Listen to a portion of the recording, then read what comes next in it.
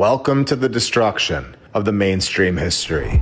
Indonesia, Central Java, the largest Buddhist temple on Earth. Over 2 million stone blocks, built with mathematical precision, telling us that this was constructed in the 800s. Over 1,100 years ago. No power tools, not even close. Can you even imagine your town having a meeting, all getting together and just throwing one of these together? 1,100 years ago, they did. And they built things like this all the time. This proves that we are not the most advanced civilization to ever be here. So, let's take this even further. This temple is one of 3 in the region, all connected through geometric alignment. We have this temple, Borobudur. We have Menda, where the 6th finger was broken off, a reference to episode 113. Another incredible old world complex. And of course, Pawan, all connected perfectly. All 3 temples are located in one straight line, possibly ley lines, exactly like we've mentioned before in the past, where the ritual process is unknown to the public. And all of this is constructed by the people of the 800s. No problem at all. It's perfect. Over 1,000 years ago, they just go hiking in a perfect line and decide to throw down some stones with geometric precision. Donkeys Incorporated just needed to construct with geometric precision in the year 800. Going through the jungle of Indonesia without a blueprint in sight, no shipping companies, and not only this, but the line cuts cleanly through all 3 temples from the central point of each structure. Not just the outer walls. This was not by accident. They had technology and they were advanced. And I believe this is proof without a doubt. If they were off by 1 degree, it would have thrown the entire thing off by dozens of meters over that distance. Zooming out, we also see massive volcanoes in the area. We know that is a massive power source. I do believe the old world fully understood how to use the Earth's free energy, without a doubt. All of this along a massive fault line. Of course, going back to episode 130 and episode 131, with Borobudur being the main attraction. I don't believe this is just some random stones. I believe it is a machine. Its base is 123 by 123 meters. It's perfect. And I bet it would have still been on today if they didn't destroy it with a restoration. The UNESCO are not helping these sites, in my opinion. They are destroying them. And according to the Washington Post, the UNESCO will no longer have the USA a part of it, where the Trump administration is pulling the US out. The second time he's done this, stating that the UNESCO is divisive. And now, I'm going to expose the UNESCO. A major restoration took place from 1975 to 1982, led by UNESCO and the Indonesian government. $6 million. With the help from 27 other countries, where they dismantled parts of the temple, reducing the height of the temple that was clearly supposed to be 138 feet in height, down to 115 feet. I believe that this turned off the machine, no longer being the correct dimensions. 27 countries, all a part of the UNESCO. Here are the 5 countries that were active and documented in helping destroy this temple, with 22 other countries unspecified. The temple didn't need our help. It's been here since the 800s, we were told. It did not need its head chopped off in the 1970s, and we all know it. Not only all of this, Borobudur was buried. It was found once again in our timeline. Over and over we see this. Nobody's finding anything in the 1600s. They're not finding anything in the 1400s, unless it's just a fake story about a guy who sailed the ocean blue in the Pinta. And they make a fake song out of it. We talked about the mountains. We know they have cities underneath them. We've seen that. We've seen that they have buildings inside. And then they tell us this. Now, like we said, 1814, our timeline, Sir Thomas Raffles was informed of a large hill in the middle of the jungle. And they needed to clear the volcanic debris to find this temple, where the locals all just thought it was a hill. Like we have said so many freaking times. The real palaces are under our feet. We are literally just getting started. Because I do believe that one day, we're going to be the ones that go to these hills and find these temples. And I do believe that Cahokia, I believe it's one of them. In southern Illinois, USA, we know that there's a temple 2 feet under the dirt where they found the giants. And now they're telling us it's just a mound. We know that this is not the only one in the world. And look what they find when they remove the dirt and debris in 1814. They find a palace from the old world. A palace that destroys their stupid story. So they find this palace in 1814, and in 1970, they have to destroy the top. Why? This wasn't even the first restoration in 1970. In 1907, the first official destruction project in modern history, a massive one. They destroyed the entire top platform where Van Erp, the destroyer, photographed the 117 hidden panels at the lower level. He wanted to expose all of them. Not just the 117 panels, but he was told not to. Instead, the hidden panels were just documented and then buried again. They went on to build a retaining wall, which sealed off 43 of the 160 hidden relief panels permanently.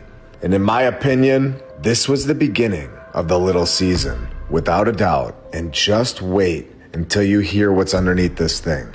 We are just getting started today. Welcome to episode 140 of my lunch break. I hope you're all having a great day. And if you're new, welcome.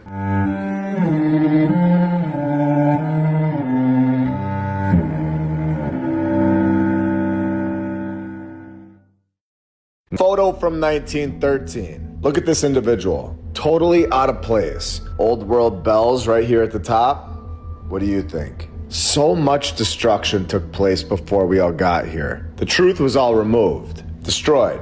And it's shocking that they allowed this site to still stand today, because it completely exposes their stupid story, that we evolved and advanced from monkeys. We were primitive and basic, but now we're at the most technologically advanced point in human history. It's nonsense, and these structures prove it, because we know they had geometry, advanced tools, and building things that last forever, meaning they were living in a timeline that didn't just know how to build. They knew much, much more.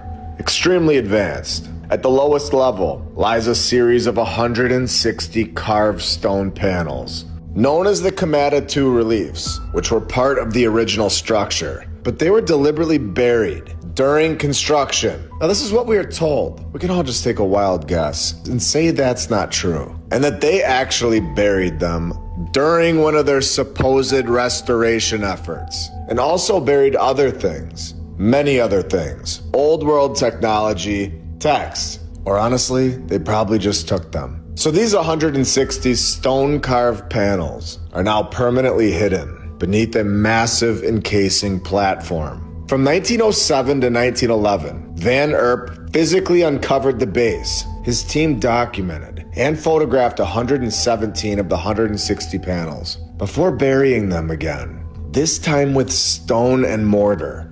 And we all thought for so long that they wanted to tell us the true history. There's not a chance. They archived the photos and drawings of the 117 panels, but forever the remaining 43 panels that they didn't want us to see, those are gone. Supposedly destroyed and buried in stone and mortar. I personally believe that somebody has those. They're not under there anymore. During the 1975 UNESCO destruction project, they confirmed the panels were there, but couldn't take them out of the stone and mortar. So instead, they decided to put in a concrete retaining wall and sealed them off permanently. And this makes total sense, especially for a group that, according to them, pride themselves on strengthening our shared humanity through education, science, culture, and communication, advancing quality education, and ensuring access to reliable information.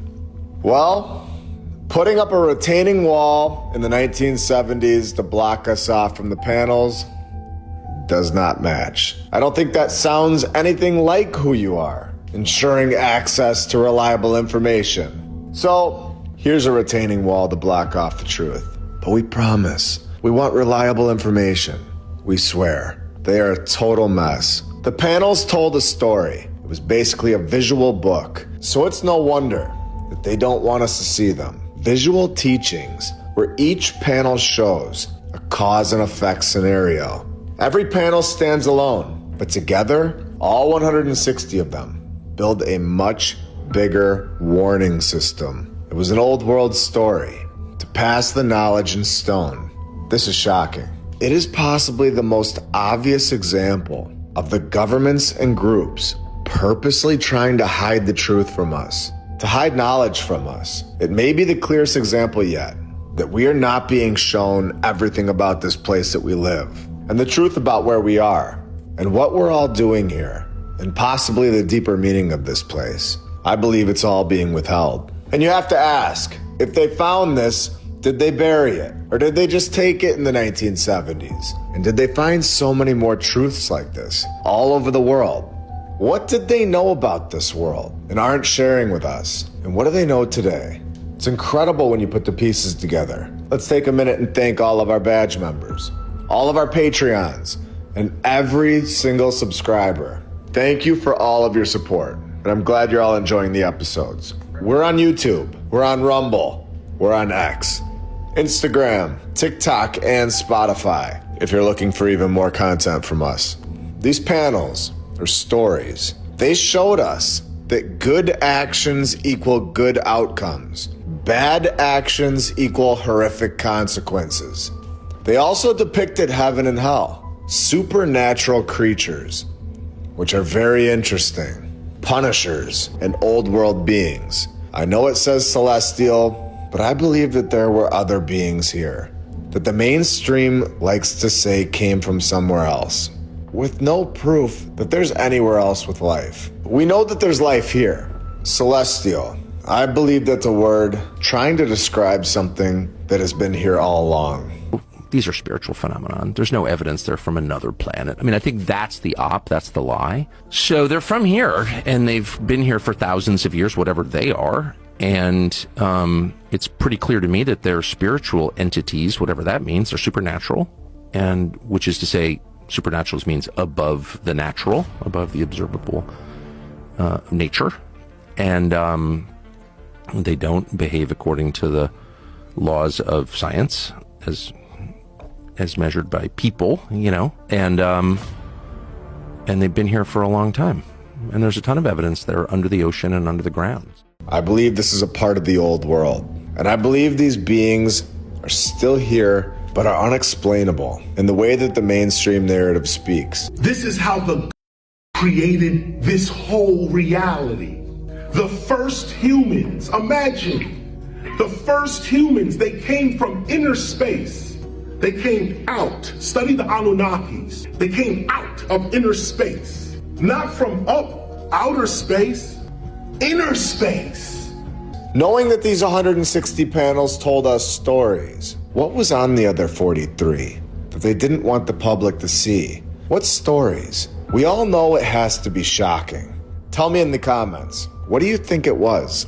Why hide 43 of them and possibly more if there was nothing important on them? Why seal them off forever? And then why go back in and confirm that they're there just to block them off even more, putting in a retaining wall? I believe that they took them out, and I believe that they have them right now. And if this is the little season, it would explain a lot.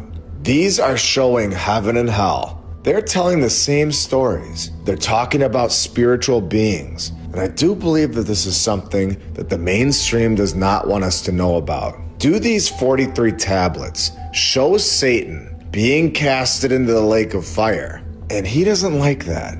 Does it show different beings the truth about where we are?